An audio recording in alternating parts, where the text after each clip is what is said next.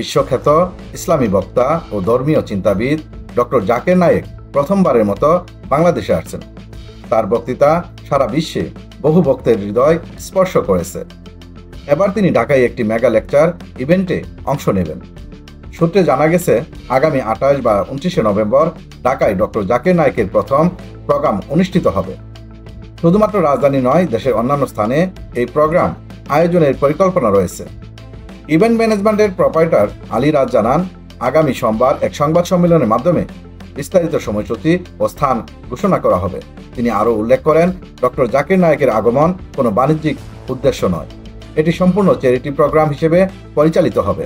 ভক্ত ও অনুসারীদের দীর্ঘদিনের প্রতীক্ষার পর এই আগমনকে বাংলাদেশে একটি গুরুত্বপূর্ণ ও অনুপ্রেরণামূলক ঘটনা হিসেবে দেখা হচ্ছে।